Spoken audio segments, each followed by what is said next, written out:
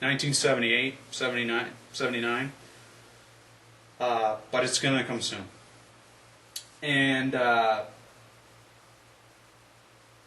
just loved the Cars because I loved Greg Hawk's piano, and I loved Rick Kasik's voice, and I loved L.A. Deason's guitars, and I loved Benjamin Orr's bass, and I loved David Robinson's drumming. And the five of them made, I loved their music. I got all their albums up until that crap, Shake It Up.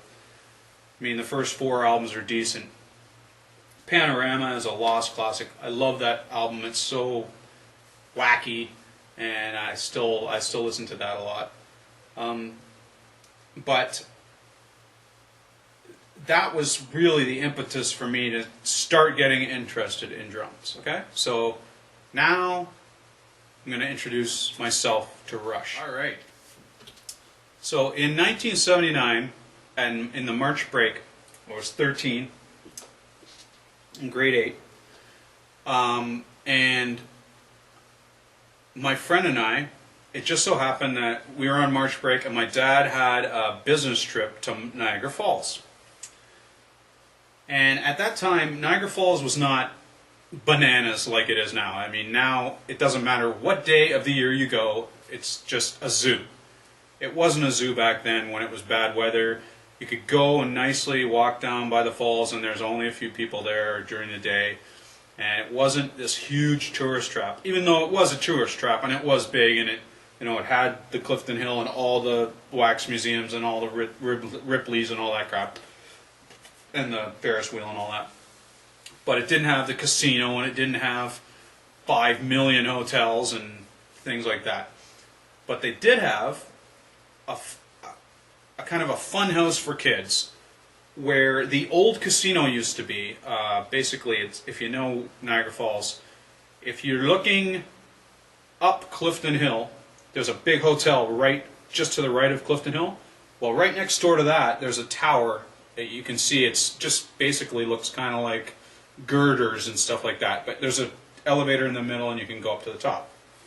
That used to have a 4 or 5 story, basically kids arcade / shopping mall / bumper cars / do whatever the hell you want for the day kind of thing. You could take your kids there and they could have fun all day, which is what my dad did. He dropped us off and he went to the steel place that he was going to down the road for 5 or 6 hours, and we just went crazy in Niagara Falls.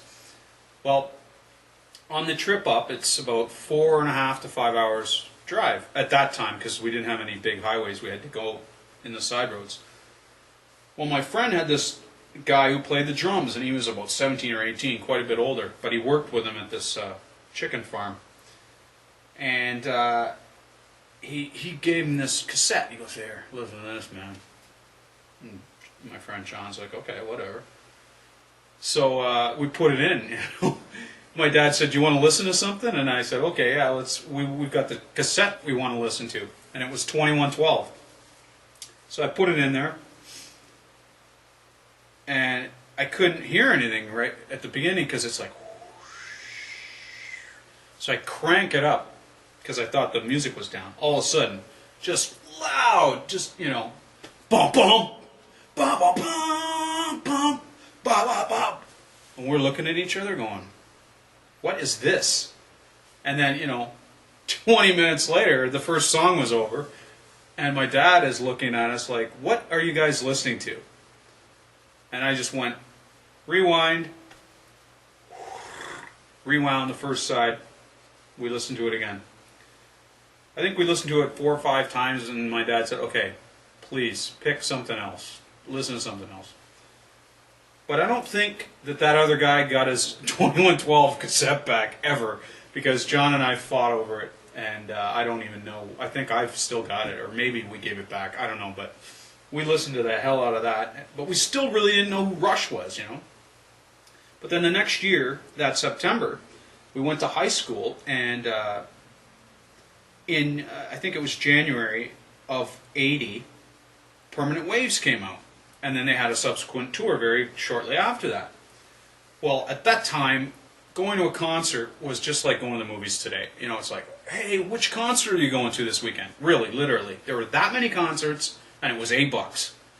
And even though $8 was a little bit of money, it wasn't $120. You know, it was.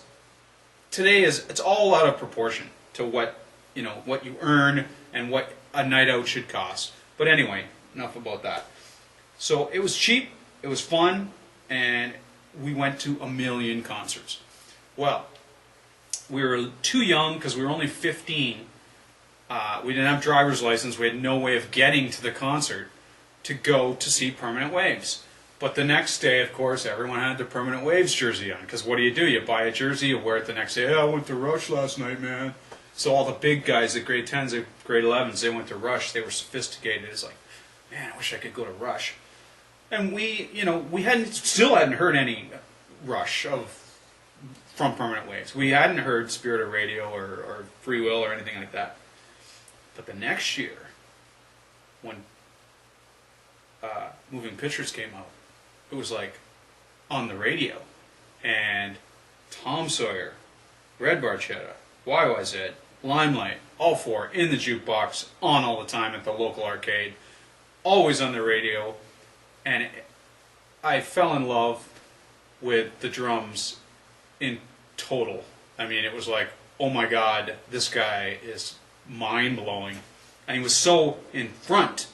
He was so up there. He was in there. He wasn't just some guy in the back pounding away with a few fills here and there. Constant, just in your face. And yet, he didn't bury the other guys. And I loved the music, and I loved the lyrics, and that's when I started really sitting there, put it on repeat and just stare at the lyrics, and I just was like, wow, this is going to be a long relationship.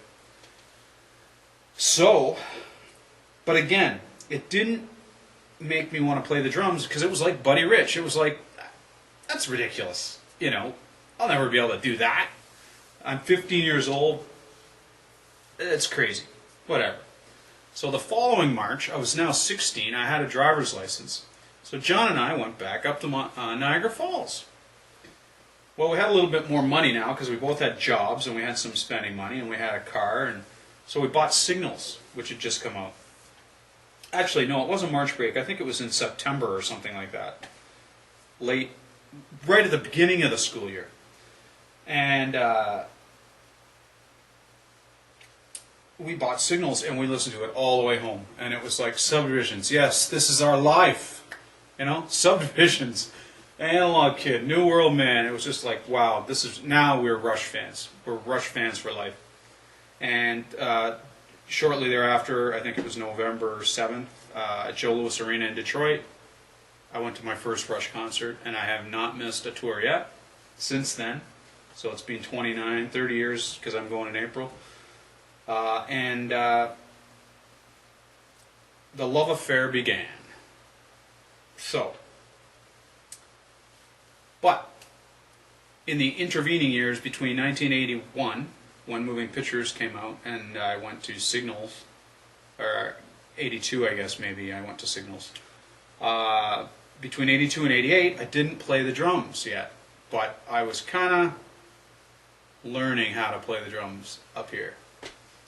So we'll continue with that on the next section.